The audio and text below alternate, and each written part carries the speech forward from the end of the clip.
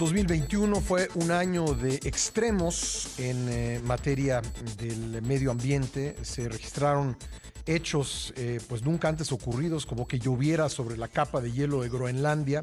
También hubo temperaturas récord en el en el oeste de Canadá y noroeste de Estados Unidos. Y bueno, vamos a revisar con la ayuda de Alfonso Delgado Bonal, científico del Centro de Vuelo Espacial Goddard de la NASA, cómo influye el aumento de la temperatura global a largo plazo y dónde se ubica 2021 en cuanto al récord de temperaturas globales. ¿Qué tal, Alfonso? Gracias por acompañarnos. Hola, buenas, Pascal. Gracias a vosotros por invitarme. Estamos viendo también, por cierto, temperaturas extremas en Argentina en los últimos días. ¿Cómo ubicaríamos a 2021 pues en la lista de los años con mayores temperaturas registradas? Bueno, desde el punto de vista global, 2021 estaría como el sexto año, empatado con 2018, desde que tenemos registro en 1880, es el registro que utiliza NASA. Pero eso es el punto de vista global. Si nos centramos en zonas regionales, como tú mencionabas en Argentina, por ejemplo, aquí en Estados Unidos este ha sido el verano más caliente. En otras regiones ha sido, como decís ahora en Argentina, una ola de calor que todo el mundo va a recordar. Entonces, lo que nos importa es no solo el global, sino también lo regional y sobre todo la tendencia. Estos 8 últimos años han sido los 8 años más calientes desde que tenemos registro. Y bueno, esto da lugar a sequías, pero también a eventos climáticos extremos como huracanes. ¿Cómo afectan las temperaturas cambiantes a esos extremos? Sí, afecta a todo, afecta a las sequías, porque cuanto más alta es la temperatura, pues más evaporación hay y al haber más evaporación, pues está todo más seco y eso a su vez da lugar a fuegos más grandes. Hemos visto fuegos este año que ya se llaman megafuegos, porque abarcan extensiones inmensas. Y luego está la contraparte, de que en otras regiones, como ha ocurrido este año en Europa o en Sudán, Ujú. hay unas lluvias torrenciales que inundan ciudades enteras, ¿no?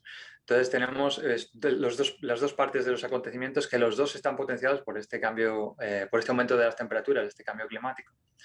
Y lo vemos en muchos otros eventos, como lo que tú comentabas de que llueve donde nunca antes había llovido, o los huracanes son cada vez más fuertes y más frecuentes. ¿De qué otra manera nos afectan los cambios en la temperatura global de la Tierra? Bueno, creo que todo el mundo, cuando pensamos en el cambio climático, en estos eventos extremos, eso nos afecta de forma directa, ¿no? Si vives en una de estas zonas, pues te va a tocar una cosa u otra. Pero luego hay otros cambios que son cambios, digamos, indirectos, que son más sutiles, pero que todos sufrimos, ¿no? El primero de ellos es que todos los países a día de hoy necesitan soporte o apoyo o importar algo de otros países. Ujú. Entonces, si el otro país del que tú importas, digamos, cereal, sufre una sequía y no tiene producción ese año, pues tú no vas a poder recibir ese cereal o la tecnología que estés importando. Y luego otra forma indirecta en la que lo sufrimos es que cuanto más alto es la temperatura del planeta y peor es la calidad del aire, eh, peor es el efecto que tiene en nuestra salud. Y eso lo respiramos todos, estemos donde estemos, porque da igual que esa contaminación venga de un sitio o de otro, la temperatura sube globalmente para todos y todos sentimos ese efecto en nuestra salud. La NASA lanzó recientemente el satélite Landsat 9 y está trabajando con la NOAA, la Agencia Atmosférica de Estados Unidos, para lanzar otro satélite este año. ¿Cómo ayudan los satélites a comprender lo que está pasando en nuestro clima y en la meteorología? Bueno, Landsat, que ya es Landsat 9, continúa una trayectoria de casi 50 años tomando datos de nuestro planeta de forma continuada. Landsat y GOES-T, que es el satélite de NOAA, lo que hacen es darnos un punto de vista que no tenemos desde ninguna otra forma de conseguir esos datos. Si pensamos en nuestra capacidad de adquirir datos y registro, estaríamos limitados a lo que es la Tierra, ¿no? Ujú. Entrar en el océano, a conseguir datos en el océano sería muy complicado y muy costoso.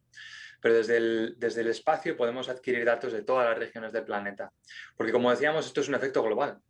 No importa solo lo que yo esté haciendo en mi país, sino importa lo que ocurre en todos los sitios, importa muchísimo lo que ocurre en los polos, en el Ártico. Entonces esos datos los podemos conseguir con satélite. Hay dos tipos de satélites, Landsat y GOES-R tienen diferentes órbitas.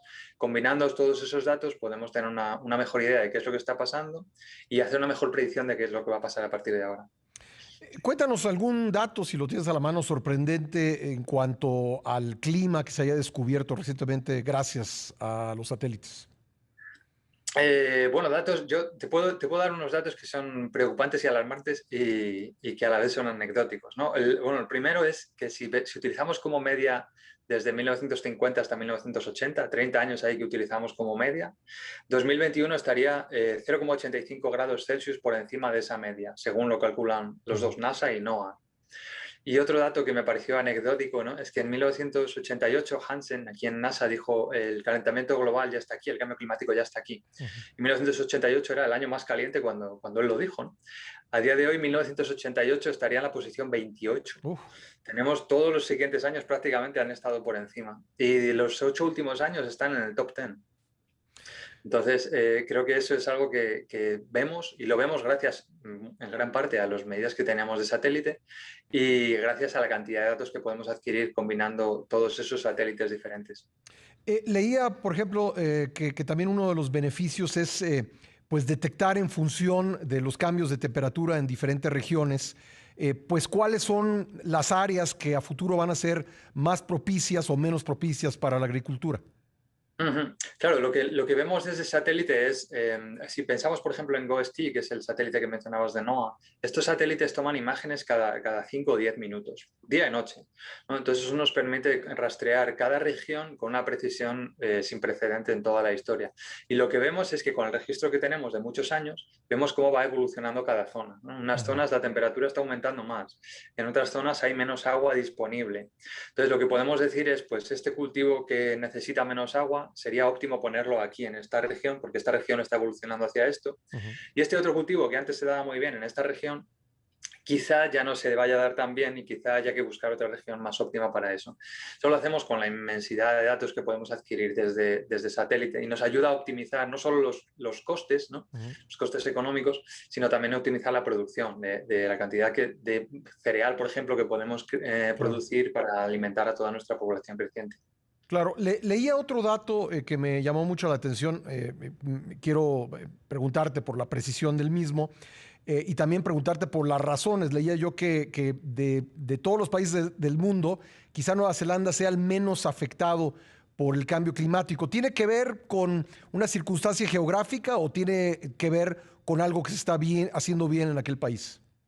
No, bueno, el cambio es global, entonces da igual lo que un país haga de forma aislada, porque si el resto están haciendo acciones contrarias, da igual lo que tú puedas intentar hacer. Entonces, el informe que comentabas de Nueva Zelanda sería más bien por su posición geográfica. Sí. Pero si bien puede no estar afectado por algunas variables, porque está en el hemisferio sur, por otras variables Ujú. geográficas, sí que va a estar afectado, por ejemplo, por el nivel de la subida del mar. Sí. La subida del mar que va a afectar a todos los países que tengan costa, pero a las islas, por ejemplo, les va a afectar mucho. Hay islas que van a desaparecer completamente En el en Pacífico, Indonesia. ¿no? Por ejemplo. Exacto. En Sí. Pacífico, en Indonesia, todas esas van a sufrir y ya están sufriendo, no es que vayan a sufrir dentro de 100 años, es que ya estamos viendo cómo desaparecen esas islas completamente. Que son a veces países completos. ¿Por qué es más, entiendo que es más la subida del mar en el Pacífico que en el Atlántico, ¿es correcto? Eh, lo que pasa es que lo notamos más en el Pacífico que en el Atlántico, porque hay como más población. Mm. Entonces el efecto que tiene se informa mucho más constantemente. Lo que tú decías, hay países enteros Sí. que tienen que empezar a decidir. Hay algunos intentando construir islas artificiales, Ujú. otros buscando territorios donde poder mover toda su población para Ujú. no perder la cultura, la herencia, el lenguaje, el idioma, todas estas cosas que el cambio climático no afecta solo a infraestructura. Ujú. Si decimos, bueno, ha venido un huracán y ha destrozado esto, se vuelve a construir, ¿no? El problema del cambio climático es que afecta a las vidas humanas. Ujú. Perdemos vidas humanas y eso es impagable, eso es irrecuperable. ¿Qué esperamos ver a futuro en términos de temperatura y eventos globales? Bueno, la tendencia que vemos, como decía, es de que los 8 últimos años son los 8 últimos años más calurosos. Entonces, Ujú. si nuestras acciones no han cambiado, esperar cosas diferentes sería un poco ingenuo, ¿no? Ujú. Lo que esperamos es que esta tendencia va a continuar. Vamos a seguir viendo temperaturas extremas, eventos extremos cada vez más frecuentes y probablemente el año que viene nos volvamos a reunir y volvamos a decir, bueno, pues este año estamos otra vez en el ranking y esto no va a parar, ¿no? ¿Por qué no va a parar? Pues porque nuestras acciones desgraciadamente no cambian. Entonces la tendencia que vemos es en esta dirección creciente. Alfonso, ¿dónde podemos aprender más sobre este tema? Bueno, sobre este tema y sobre todo lo que hacemos en NASA, siempre se puede consultar ciencia.nasa.gov, que es el portal de NASA en español, y por supuesto en las redes sociales, en NASA_S, ahí estamos poniendo toda la información que tenemos nosotros para que vosotros también podáis entender lo que está pasando en nuestro planeta. Alfonso, un gusto tenerte en el programa, muy amable. El placer es mío. Muchísimas gracias Gracias. por invitarme. Gracias, Alfonso Delgado Bonales, científico del Centro de Vuelo Espacial Goddard de la NASA.